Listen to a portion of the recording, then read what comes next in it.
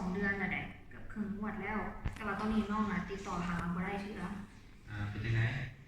การน้องก็โทรหาเราประมาณ13นี่ได้2-3 มื้อแต่ว่าโทรหาเราบ่ได้เนาะเดี๋ยวกดเบอร์โทรหาเราเนาะเราบ่พักมันหรอกไม่เห็นเราบ่หักสั้นน้องต้องหาที่อยู่เราใส่เนาะที่อยู่เราแม่นบ้านตานีไซเนาะแต่ว่าเราก็ยังคนพูดที่อยู่ในนอนนะน้องโทรหาเราจากมื้อละโทรหาได้2-3 มื้อแล้วแต่ว่าบ่ได้หักการตอบรับเลยสั้นน้องลองไปสอบที่อยู่เราละเอียดเบิ่งหรือว่าน้องเข้าไปหาในบ้านเบิ่งในบ้านตามนิสัยละข้อมูลรายละเอียดเรามาบอกอ้ายหรือว่าน้องได้ข้อมูลแล้วล่ะน้องมาบอกอ้ายแล้วอ้ายสิพาน้องไปก็ได้ไปนำน้องก็ได้โอเคสั้นเป็นมื้อนี้เลยได้บ่มื้อนี้บอกเอาเป็นบ่ายโมงครับบ่ายโมงเนาะบ่ายโมงโดยโอเค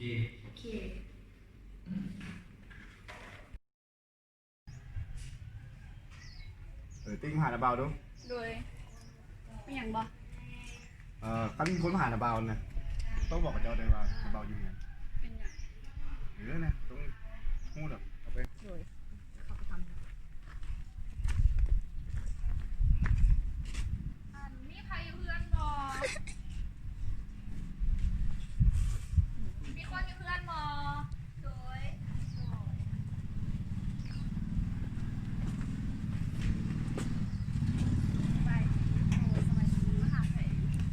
นี่แม่นเพื่อนของเขาจะหาเลยไปแล้วโอ้โดยเราอยู่เพื่อนบ่บ่เราไม่ได้อยู่เราออกไปนอกที่โดนแล้วออกไปนอกดูแล้วโดยปามต้องมีการติดต่อหาเราบ่ได้เลยพอมีช่องทางติดต่อเราบ่เรามาแล้วเพื่อนบอกไม่ได้บอกโดยหรือไม่ได้ฝากมือจะไม่ก็ได้คือสิบอกกับ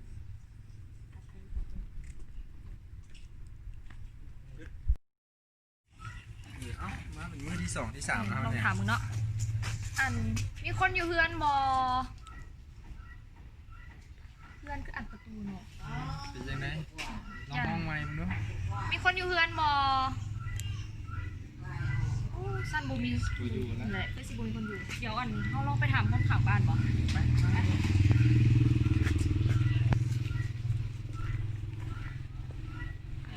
สบายดีขอถามแด่ปู่ตัวเราอยู่เพื่อนล่ะนี่ปู่สุวรรณหั่นน่ะเราอยู่เพื่อนบ่อันนี้เห็นก็ปกติเห็นเพิ่นอยู่ทุกมื้ออยู่ได้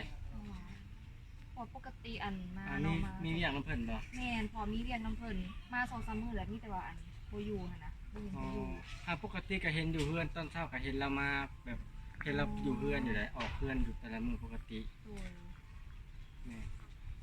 เดี๋ยวขอบใจหลายๆเด้อเลยเป็นหยังหรือว่าตัว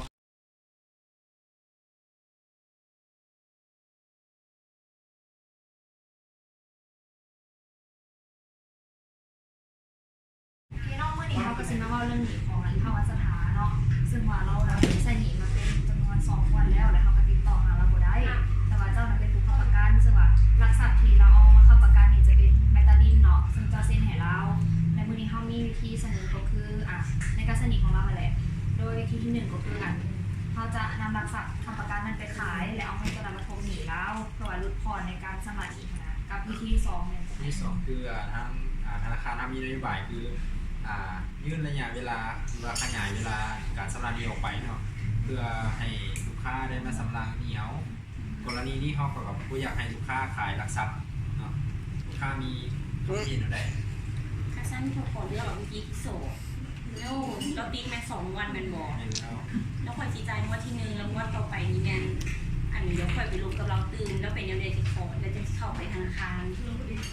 ได้ครับขอเซ็นนี่เนาะโ